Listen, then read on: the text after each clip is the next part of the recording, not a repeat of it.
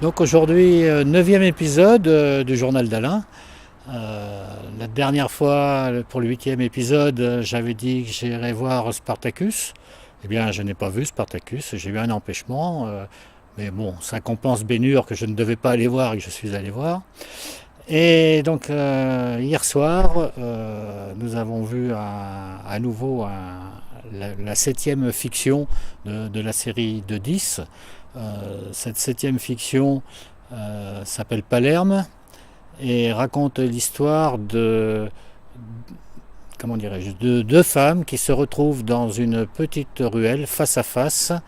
Et les deux femmes s'entêtent. Alors, il y a une jeune femme, une jeune femme, oui, qui est accompagnée de sa compagne. Et en face, il y a une femme âgée qui est accompagnée, elle, de sa famille. Cette rencontre tourne au duel. Il y a une séquence du film, moi, qui m'a fait penser au Train sifflera 3 fois. Avec Gary Cooper, donc où les deux femmes se font face à face, elles sont sorties de leur voiture et vraiment on a l'impression qu'il leur manque que le pistolet. Voilà. Il y a très très peu de dialogue entre ces deux femmes, tout passe par l'expression des visages et je ne suis pas étonné que la vieille dame en fait ait eu un prix à Rome, un prix d'interprétation à Rome. Voilà, parce que c'est un film très bien monté. Sur un sujet ténu, comme nous a dit pas le producteur, le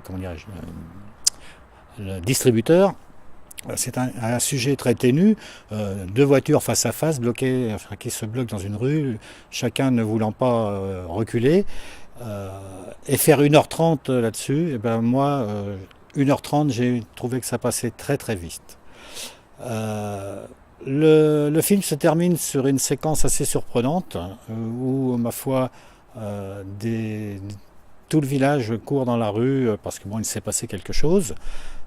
Je ne vous dis pas quoi parce que moi j'engage les gens à voir ou à revoir ce film avec une chanson pas napolitaine, non, une chanson sicilienne qui rythme d'une manière assez étonnante la fin de ce film.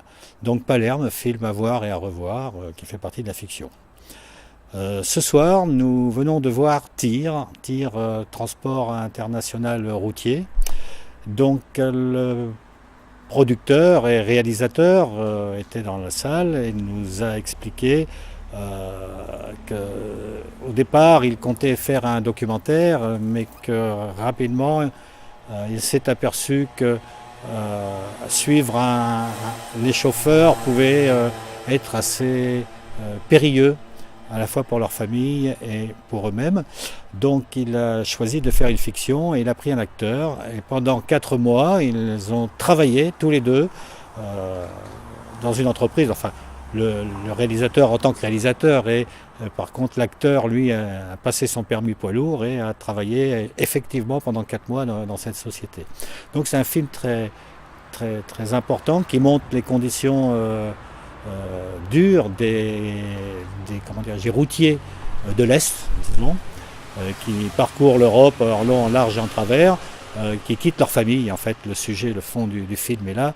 Ils quittent leur famille, ils quittent, lui, Branco, quitte son fils, pour aller gagner 3 fois plus qu'il ne gagnait alors qu'il était dans son pays d'origine. Donc film assez intimiste qui se passe beaucoup dans son nouveau chez lui au travers de l'Europe qui est sa cabine de camion. Là aussi un très bon film donc, qui je pense a été primé.